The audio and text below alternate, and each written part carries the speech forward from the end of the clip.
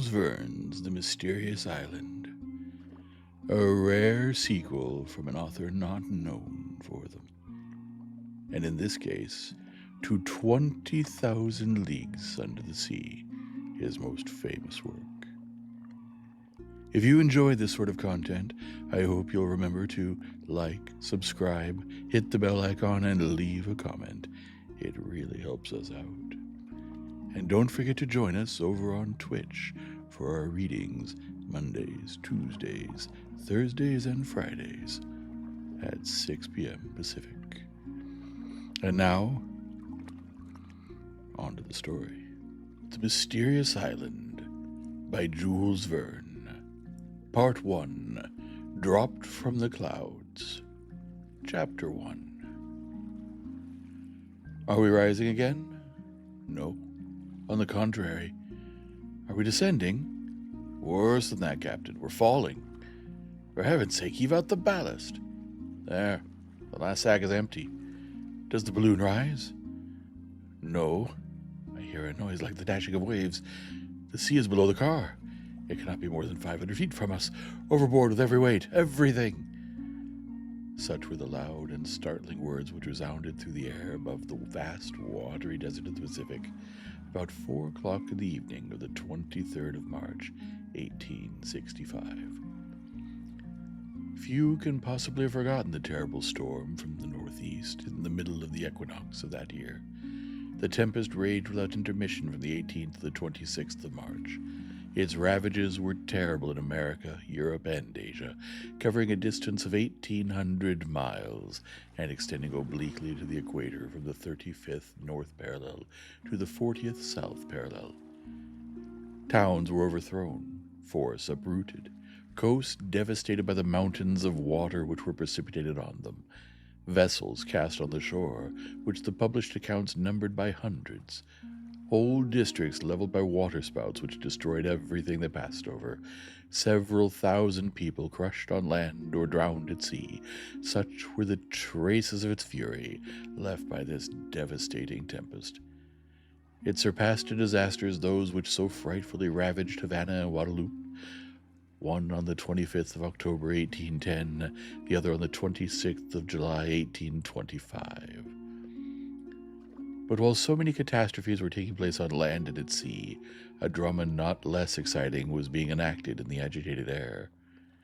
In fact, a balloon, as a ball might be carried on the summit of a waterspout, had been taken into the circling movement of a column of air and had traversed space at the rate of 90 miles an hour, turning round and round as if seized by some aerial maelstrom. Beneath the lower point of the balloon swung a car, containing 5 passengers scarcely visible in the midst of the thick vapor mingled with spray which hung over the surface of the ocean. Whence, it may be asked, had come that plaything of the tempest? From what part of the world did it rise? It surely could not have started during the storm. But the storm had raged 5 days already, and the first symptoms were manifested on the 18th. It cannot be doubted that the balloon came from a great distance, for it could not have traveled less than 2,000 miles in 24 hours. At any rate, the passengers, destitute of all marks for their guidance, could not have possessed the means of reckoning the route traversed since their departure. It was a remarkable fact that, although in the very midst of the furious tempest, they did not suffer from it. They were thrown about and whirled round and round without feeling the rotation in the slightest degree or being sensible that they were removed from a horizontal position. Their eyes could not pierce through the thick mist which had gathered beneath the car. Dark vapor was all around them. Such was the density of the atmosphere that they could not be certain whether it was day or night. No reflection of light, no sound from inhabited land, no roaring of the ocean could have reached them through the obscurity while suspended in those elevated zones. Their rapid descent alone had informed them of the dangers which they ran from the waves. However, the balloon, lightened of heavy articles such as ammunition, arms, and provisions, had risen into the higher layers of the atmosphere to a height of 4,500 feet. The voyagers, after having discovered that the sea extended beneath them, and thinking the dangers above less dreadful than those below, did not hesitate to throw overboard even their most useful articles, while they endeavored to lose no more of that fluid, the life of their enterprise, which sustained them above the abyss. The night passed in the midst of alarms which would have been death to less energetic souls. Again the day appeared, and with it the tempest began to moderate. From the beginning of that day, the 24th of March, it showed symptoms of abating. At dawn, some of the lighter clouds had risen into the more lofty regions of the air. In a few hours, the wind had changed from a hurricane to a fresh breeze. That is to say, the rate of the transit of the atmospheric layers was diminished by half. It was still what sailors call a close reef topsail breeze, but the commotion in the elements had nonetheless considerably diminished. Towards 11 o'clock, the lower region of the air was sensibly clearer. The atmosphere threw off that chilly dampness which is felt after the passage of a great meteor.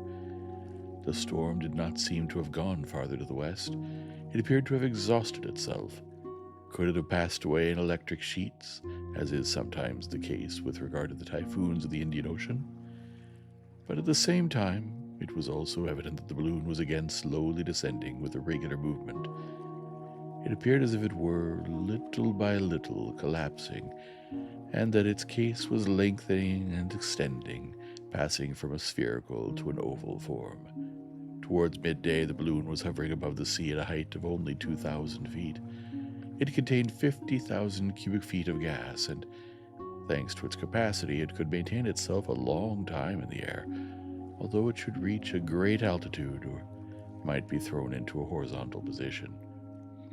Perceiving their danger, the passengers cast away the last articles which still weighed down the car, the few provisions they had kept, everything, even to their pocket knives, and one of them, having hoisted himself onto the circles which united the cords of the net, tried to secure more firmly the lower point of the balloon. It was, however, evident to the voyagers that the gas was failing, and that the balloon could no longer be sustained in the higher regions. They must infallibly perish. There was not a continent, nor even an island, visible beneath them. The watery expanse did not present a single speck of land, not a solid surface upon which their anchor could hold. It was the open sea, whose waves were still dashing with tremendous violence. It was the ocean without any visible limits, even for those whose gaze, from their commanding position, extended over a radius of 40 miles. The vast liquid plain, lashed without mercy by the storm, appeared as if covered with herds of furious chargers, whose white and disheveled crests were streaming in the wind. No land was in sight. Not a solitary ship could be seen. It was necessary at any cost to arrest their downward course and to prevent the balloon from being engulfed in the waves. The voyagers directed all their energies to this urgent work. But, notwithstanding their efforts, the balloon still fell, and at the same time shifted with the greatest rapidity, following the direction of the wind, that is to say, from the northeast to the southwest. Frightful indeed was the situation of these unfortunate men. They were evidently no longer masters of the machine. All their attempts were useless. The case of the balloon collapsed more and more. The gas escaped without any possibility of retaining it. Their descent was visibly accelerated, and soon after midday the car hung within 600 feet of the ocean. It was impossible to prevent the escape of gas, which rushed through a large rent in the silk. By lightening the car of all the articles which it contained, the passengers had been able to prolong their suspension in the air for a few hours. But the inevitable catastrophe could only be retarded, and if land did not appear before night, voyagers, car, and balloon must to a certainty vanish beneath the waves. They now resorted to the only remaining expedient. They were truly dauntless men who knew how to look death in the face. Not a single murmur escaped from their lips. They were determined to struggle to the last minute, to do anything to retard their fall. The car was only a sort of willowy basket, unable to float, and there was not the slightest possibility of maintaining it on the surface of the sea. 2 more hours passed, and the balloon was scarcely 400 feet above the water. At that moment, a loud voice, the voice of a man whose heart was inaccessible to fear, was heard. To this voice responded others not less determined. "Is everything thrown out?" "No, here is still $2,000 in gold." A heavy bag immediately plunged into the sea. Does the balloon rise? A little. But it will not be long before it falls again. What still remains to be thrown out? Nothing. Yes, the car. Let us catch hold of the net and into the sea with the car. This was, in fact, the last and only mode of lightening the balloon. The ropes which held the car were cut, and the balloon, after its fall, mounted 2,000 feet. The 5 voyagers had hoisted themselves into the net and clung to the meshes, gazing at the abyss. The delicate sensibility of balloons is well known. It is sufficient to throw out the lightest article to produce a difference in its vertical position. The apparatus in the air is like a balance of mathematical precision. It can be thus easily understood that when it is lightened of any considerable weight, its movement will be impetuous and sudden. So it happened on this occasion. But after being suspended for an instant aloft, the balloon began to redescend, the gas escaping by the rent which it was impossible to repair. The men had done all that men can do. No human efforts could save them now. They must trust to the mercy of him who rules the elements. At 4 o'clock, the balloon was only 500 feet above the surface of the water. A loud barking was heard. A dog accompanied the voyagers and was held pressed close to his master in the meshes of the net. "Top has seen something," cried one of the men. Then immediately a loud voice shouted, "Land! Land!" The balloon, which the wind still drove towards the southwest, had since daybreak gone a considerable distance, which might be reckoned by hundreds of miles, and a tolerably high land had, in fact, appeared in that direction. But this land was still 30 miles off. It would not take less than an hour to get to it, and then there was the chance of falling to leeward. An hour. Might not the balloon before that be emptied of all the fluid he retained? Such was the terrible question. The voyagers could distinctly see that solid spot which they must reach at any cost. They were ignorant of what it was, whether an island or a continent, for they did not know to what part of the world the hurricane had driven them. But they must reach this spot, whether inhabited or desolate, whether hospitable or not. It was evident that the balloon could no longer support itself. Several times already had the crests of the enormous billows licked the bottom of the net, making it still heavier, and the balloon only half rose, like a bird with a wounded wing. Half an hour later the land was not more than a mile off, but the balloon, exhausted, flabby, hanging in great folds, had gas in its upper part alone. The voyagers, clinging to the net, were still too heavy for it, and soon, half plunged into the sea, they were beaten by the furious waves. The balloon case bulged out again, and the wind, taking it, drove it along like a vessel. Might it not possibly thus reach land?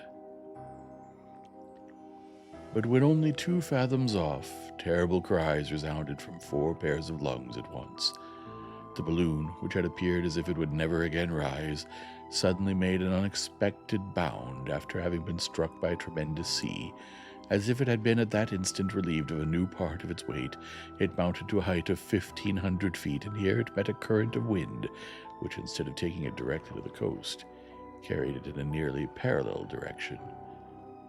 At last, 2 minutes later, it approached obliquely and finally fell on a sandy beach, out of the reach of the waves.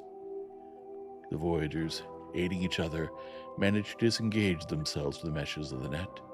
The balloon, relieved of their weight, was taken by the wind, and like a wounded bird which revives for an instant, disappeared into space. But the car had contained 5 passengers with a dog, and the balloon only left 4 on the shore. The missing person had evidently been swept off by the sea, which had just struck the net, and it was owing to this circumstance that the lightened balloon rose that last time, and then soon after reached the land. Scarcely had the 4 castaways set foot on firm ground than they all, thinking of the absent one, simultaneously exclaimed, "Perhaps he will try to swim to land? Let us save him! Let us save him!" End of Chapter 1. Chapter 2. Those whom the hurricane had just thrown on this coast were neither aeronauts by profession nor amateurs. They were prisoners of war whose boldness had induced them to escape in this extraordinary manner. 100 times they had almost perished. 100 times had they almost fallen from their torn balloon into the depths of the ocean. But heaven had reserved them for a strange destiny, and after having, on the 20th of March, escaped from Richmond, besieged by the troops of General Ulysses Grant, they found themselves 7,000 miles from the capital of Virginia, which was the principal stronghold of the South during the terrible War of Secession. Their aerial voyage had lasted 5 days. The curious circumstances which led to the escape of the prisoners were as follows. That same year, in the month of February 1865, in one of the coups de main which General Grant attempted, though in vain, to possess himself of Richmond, several of his officers fell into the power of the enemy and were detained in the town. One of the most distinguished was Captain Cyrus Harding. He was a native of Massachusetts, a first-class engineer to whom the government had confided during the war the direction of the railways which were so important at that time. A true northerner, thin, bony, lean, about 45 years of age, his close-cut hair and his beard, of which he only kept a thick mustache, were already getting gray. He had one of those finely developed heads which appear to be stuck on a medal, piercing eyes, a serious mouth, the physiognomy of a clever man of the military school. He was one of those engineers who began by handling the hammer and pickaxe, like generals who first act as common soldiers. Besides mental power, he also possessed great manual dexterity. His muscles exhibited remarkable proofs of tenacity. A man of action, as well as a man of thought, all he did was without effort to one of his vigorous and sanguine temperament. Learned, clear-headed, and practical, he fulfilled in all emergencies those 3 conditions which united ought to ensure human success: activity of mind and body, impetuous wishes, and powerful will. He might have taken for his motto that of William of Orange in the 17th century, "I can undertake and persevere even without hope of success." Cyrus Harding was courage personified. He had been in all the battles of that war. After having begun as a volunteer at Illinois under Ulysses Grant, he fought at Pawtucket, Belmont, Pittsburgh Landing, at the Siege of Corinth, Port Gibson, Black River, Chattanooga, the Wilderness, on the Potomac, everywhere, and valiantly, a soldier worthy of the general who said, "I never count my dead." And hundreds of times Captain Harding had almost been among those who were not counted by the terrible Grant. But in these combats, where he never spared himself, fortune favored him till the moment when he was wounded and taken prisoner on the field of battle near Richmond. At the same time and on the same day, another important personage fell into the hands of the Southerners. This was none other than Gideon Spilett, a reporter for the New York Herald, who had been ordered to follow the changes of the war in the midst of the Northern armies. Gideon Spilett was one of that race of indomitable English or American chroniclers, like Stanley and others, who stop at nothing to obtain exact information and transmit it to their journal in the shortest possible time. The newspapers of the Union, such as the New York Herald, are genuine powers, and their reporters are men to be reckoned with. Gideon Spilett ranked among the first of those reporters, a man of great merit, energetic, prompt, and ready for anything, full of ideas, having traveled over the whole world, soldier and artist, enthusiastic in counsel, resolute in action, caring neither for trouble, fatigue, nor danger, when in pursuit of information, for himself first, and then for his journal, a perfect treasury of knowledge on all sorts of curious subjects, of the unpublished, of the unknown, and of the impossible. He was one of those intrepid observers who write under fire, reporting among bullets, and to whom every danger is welcome. He also had been in all the battles, in the first rank, revolver in one hand, notebook in the other, grape shot never made his pencil tremble. He did not fatigue the wires with incessant telegrams like those who speak when they have nothing to say, but each of his notes, short, decisive, and clear, threw light on some important point. Besides, he was not wanting in humor. It was he who, after the affair of the Black River, determined at any cost to keep his place at the wicket of the telegraph office, and after having announced to his journal the result of the battle, telegraphed for 2 hours the first chapters of the Bible. It cost the New York Herald $2,000, but the New York Herald published the first intelligence. Gideon Spilett was tall. He was rather more than 40 years of age. Light whiskers bordering on red surrounded his face. His eye was steady, lively, rapid in its changes. It was the eye of a man accustomed to take in at a glance all the details of a scene. Well built, he was inured to all climates, like a bar of steel hardened in cold water. For 10 years, Gideon Spilett had been the reporter of the New York Herald, which he enriched by his letters and drawings, for he was as skillful in the use of the pencil as of the pen. When he was captured, he was in the act of making a description and sketch of the battle. The last words in his notebook were these: "A Southern rifleman has just taken aim at me, but..." The Southerner, notwithstanding, missed Gideon Spilett, who, with his usual fortune, came out of this affair without a scratch. Cyrus Harding and Gideon Spilett, who did not know each other except by reputation, had both been carried to Richmond. The engineer's wounds rapidly healed, and it was during his convalescence that he made acquaintance with the reporter. The two men then learned to appreciate each other. Soon their common aim had but one object, that of escaping, rejoining Grant's army, and fighting together in the ranks of the Federals. The two Americans had from the first decided to seize every chance, but although they were allowed to wander at liberty in the town, Richmond was so strictly guarded that escape appeared impossible. In the meanwhile, Captain Harding was rejoined by a servant who was devoted to him in life and in death. This intrepid fellow was a Negro born on the engineer's estate, of a slave father and mother, but to whom Cyrus, who was an abolitionist from conviction and heart, had long since given his freedom. The once slave, though free, would not leave his master. He would have died for him. He was a man of about 30, vigorous, active, clever, intelligent, gentle, and calm, sometimes naive, always merry, obliging, and honest. His name was Nebuchadnezzar, but he only answered to the familiar abbreviation of Neb. When Neb heard that his master had been made a prisoner, he left Massachusetts without hesitating an instant, arrived before Richmond, and by dint of stratagem and shrewdness, after having risked his life 20 times over, managed to penetrate into the besieged town. The pleasure of Harding on seeing his servant, and the joy of Neb at finding his master, can scarcely be described.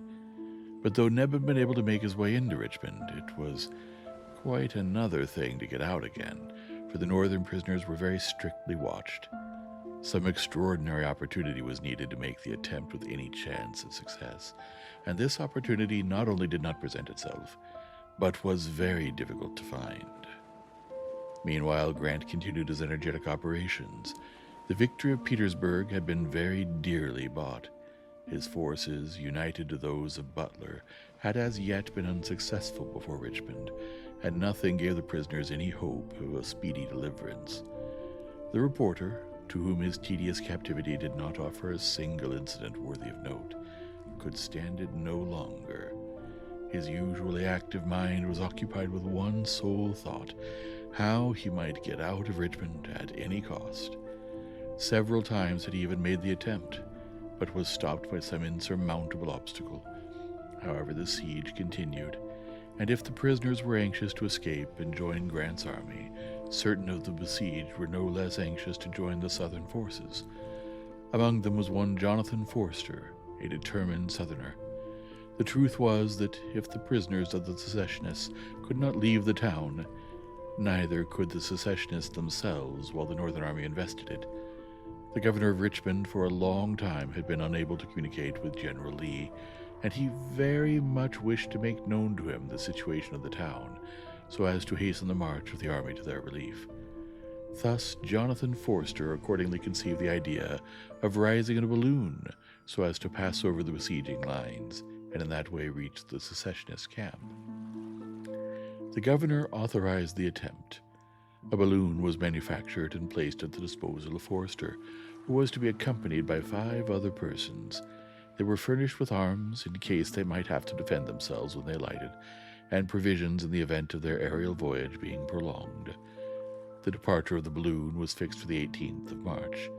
It should be effected during the night, with a northwest wind of moderate force, and the aeronauts calculated that they would reach General Lee's camp in a few hours. But this northwest wind was not a simple breeze. From the 18th, it was evident that it was changing to a hurricane. The tempest soon became such that Forster's departure was deferred, for it was impossible to risk the balloon and those whom it carried in the midst of the furious elements. The balloon, inflated on the great square of Richmond, was ready to depart on the first abatement of the wind, and, as may be supposed, the impatience among the besieged to see the storm moderate was very great. The 18th, the 19th of March passed without any alteration in the weather.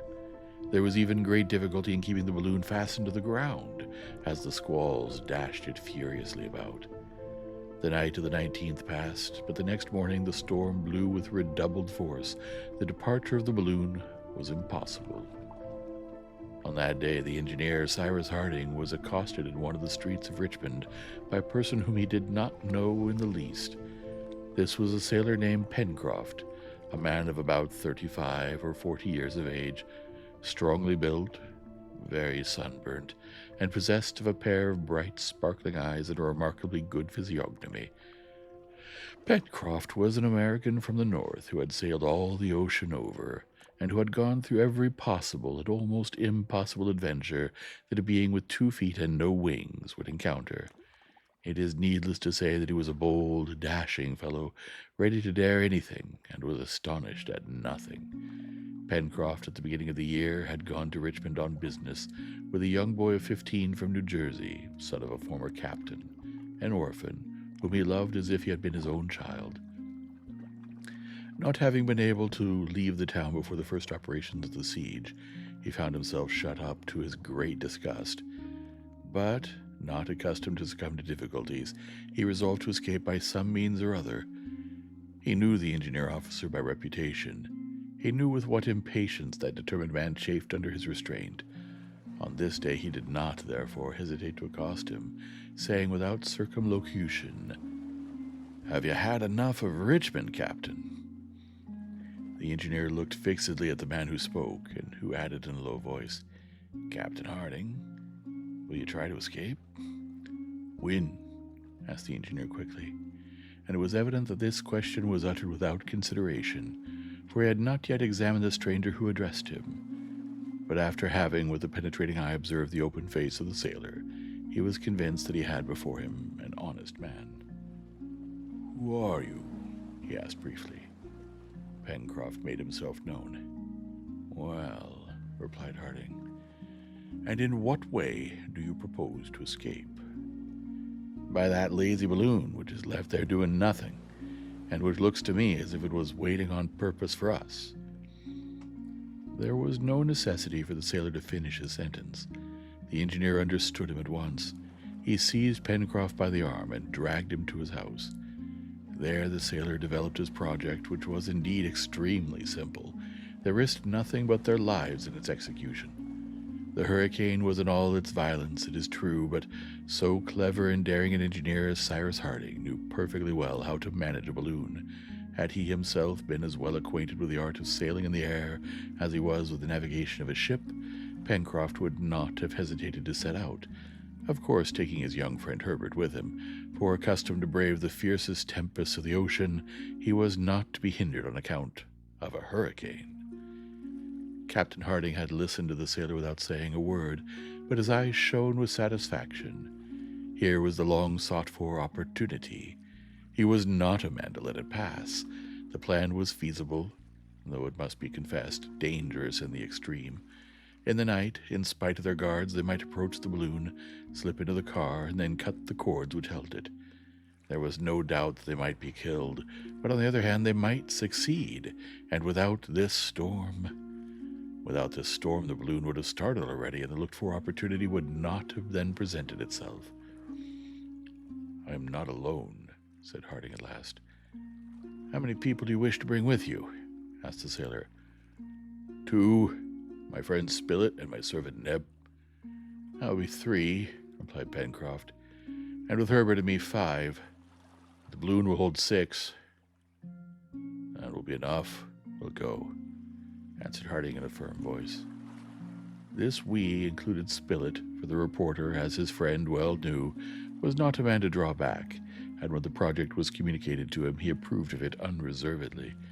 What astonished him was that so simple an idea had not occurred to him before. As to Neb, he followed his master wherever his master wished to go. "This evening, then," said Pencroft, "we'll all meet out there." "This evening, at 10 o'clock, replied Captain Harding, "and heaven grant that the storm does not abate before our departure." Pencroft took leave of the two friends, and returned to his lodging, where young Herbert Brown had remained. The courageous boy knew of the sailor's plan, and it was not without anxiety that he waited for the result of the proposal being made to the engineer. Thus 5 determined persons were about to abandon themselves to the mercy of the tempestuous elements. No, the storm did not abate, and neither Jonathan Forster nor his companions dreamed of confronting it in that frail car. It would be a terrible journey. The engineer only feared one thing. It was that the balloon, held to the ground and dashed about by the wind, would be torn into shreds. For several hours he roamed around the nearly deserted square, surveying the apparatus. Pencroft did the same on his side, his hands in his pockets, yawning now and then like a man who did not know how to kill the time, but really dreading, like his friend, either the escape or destruction of the balloon. Evening arrived. The night was dark in the extreme. Thick mists passed like clouds close to the ground. Rain fell mingled with snow. It was very cold. A mist hung over Richmond.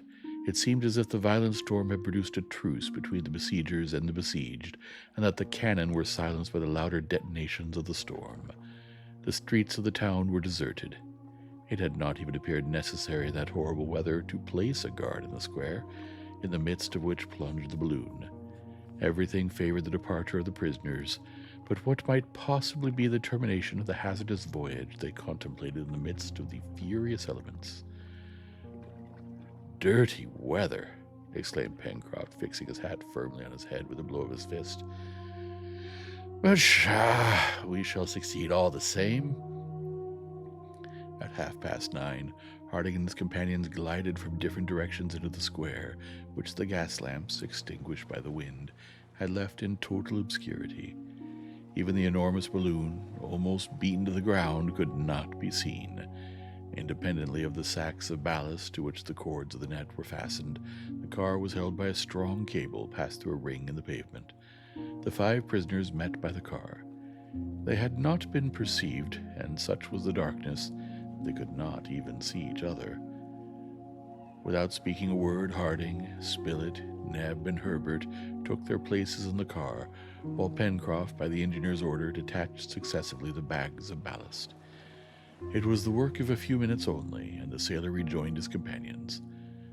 The balloon was then only held by the cable, and the engineer had nothing to do but to give the word. At that moment a dog sprang with a bound into the car. It was Top, a favorite of the engineer. The faithful creature, having broken his chain, had followed his master. He, however, fearing that its additional weight might impede their ascent, wished to send away the animal.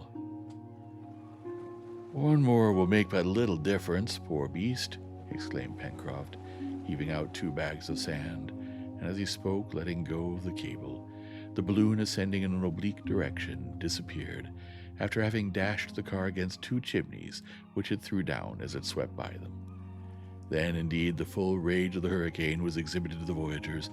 During the night the engineer could not dream of descending, and when day broke, even a glimpse of the earth below was intercepted by fog. 5 days had passed when a partial clearing allowed them to see the wide, extending ocean beneath their feet, now lashed into the maddest fury by the gale.